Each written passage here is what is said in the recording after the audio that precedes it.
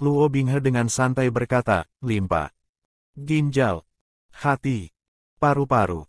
Setiap kali dia menamai suatu daerah, datang rasa sakit gatal yang sangat aneh di daerah itu.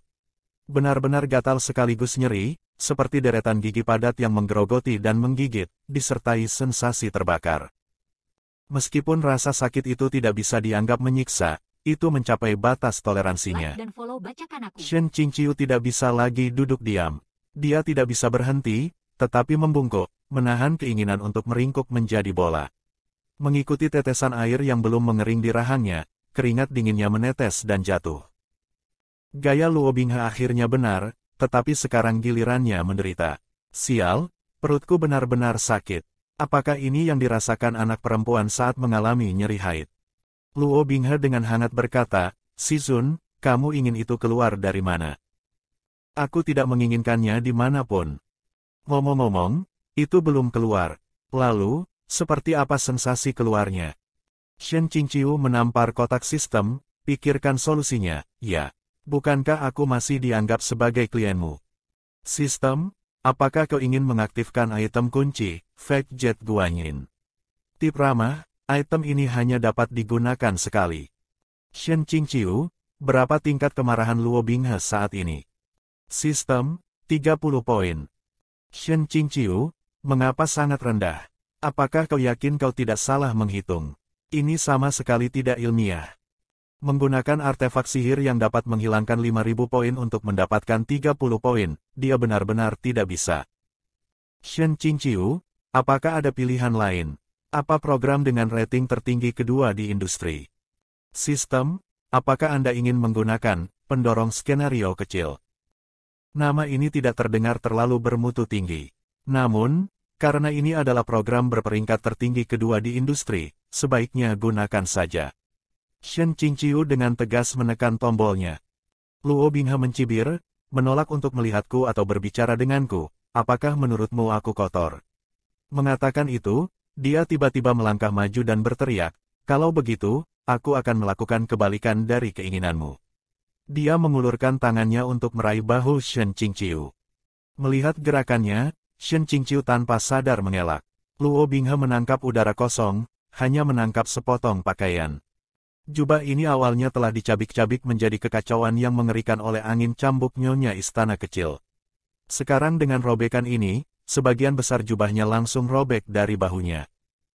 Perkembangan semacam ini melampaui harapan semua orang. Keduanya menatap kosong, ketakutan. Wajah dan kepala Shen Qingqiu baru-baru ini disiram dengan air es, dan sampai sekarang, pakaian dan rambutnya yang basah kuyup masih menempel di daging seputih lili. Kabel pengikat abadi membungkus dan mengikat tubuhnya, setipis benang merah. Meskipun ekspresi wajahnya benar-benar tercengang, seluruh dirinya tampak sangat tidak bermartabat. Mata Luo Binghe tiba-tiba membelalak. Setelah beberapa saat, dia tiba-tiba tersadar. Bereaksi seperti dia baru saja dibakar oleh besi solder, Luo Binghe segera melepaskan tangannya dan berbalik. Dengan gerakan mengelak ini, serangga darah yang awalnya siap beraksi di organ dalam Shen Qingqiu tampak terkejut. Mereka bertebaran seperti hewan dan unggas yang ketakutan, dan sensasi penyumbatan di pembuluh darahnya segera menghilang. Shen Qingqiu menghela nafas lega dan meneteskan air mata kebahagiaan di dalam hatinya, akhirnya pergi. Jadi, bagaimana cara kerja pendorong skenario kecil ini? Apakah itu hanya membuat pakaiannya robek? Mungkin juga menyebutnya perobek pakaian kecil. Prinsip apa yang didasari? Menggunakan rasa jijik fisiologis Luo Binghe saat melihat pria setengah telanjang. Untuk sementara, Luo Binghe berdiri tegak dengan punggung menghadapnya, seolah-olah dia tidak tahu di mana harus meletakkan anggota tubuhnya. Tiba-tiba, dia melepas jubahnya dengan kecepatan kilat dan melemparkannya ke belakang. Jubah itu menempel ke wajah Shen Qingqiu. Shen Qingqiu. Apa maksudnya ini? Adegan ini, aksi ini, mengapa secara misterius membuatnya tidak nyaman? Dia tidak bisa tidak memikirkan adegan vulgar klasik, setelah gadis yang hancur itu diselamatkan dari penderitaannya, pacarnya menutupinya dengan mantel hangat.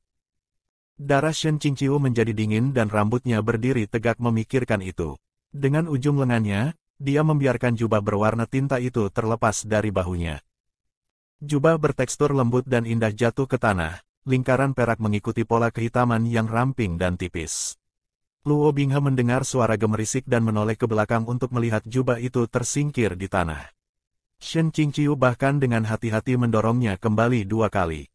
Sebenarnya, Shen Qingqiu baru saja mempertimbangkan apakah akan melipatnya untuk Luo Binghe. Dia sedang mempertimbangkannya dan belum bertindak, ketika dia mengangkat kepalanya untuk melihat Luo Binghe sudah berbalik ke arahnya. Api yang keras terpantul di mata Luo Binghe, dan sepertinya amarahnya telah membengkak. Pembuluh darah biru di punggung tangannya muncul dan dia melenturkan buku-buku jarinya beberapa kali. Seolah melampiaskan amarahnya, dia dengan ganas mengeluarkan beberapa serangan kekerasan. Beberapa serangan ini sebenarnya adalah kombinasi serangan, tidak ditujukan sama sekali. Beberapa pukulan menghantam permukaan danau, meledak menjadi percikan besar di kejauhan. Satu lagi meledak ke dinding gua, menciptakan lubang besar. Potongan-potongan batu berjatuhan. Obor-obor itu bergetar dan bergeletar, jatuh ke dalam danau. Obor-obor itu sebenarnya tidak mati, melainkan mengapung di permukaan air, terus berkobar dan terbakar. Cahaya api membuat wajah Luo Binghe berkedip terang dan gelap dengan cepat, aura mengerikannya memenuhi udara.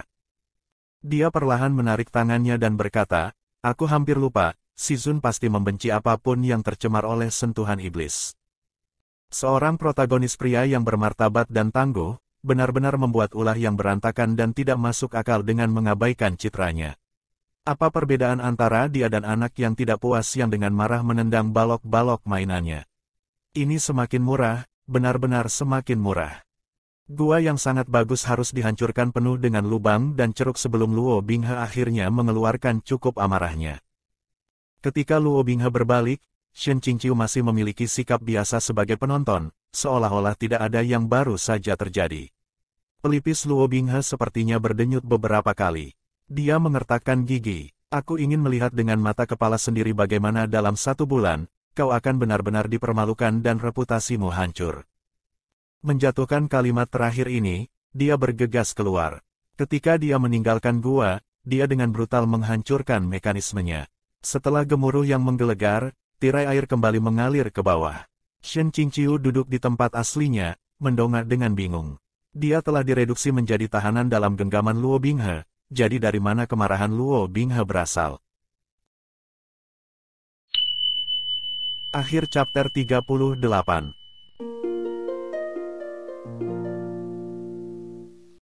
Jika Anda suka video ini, silakan like dan subscribe akun YouTube @bacakanaku untuk mendapatkan update audio novel lainnya. Terima kasih.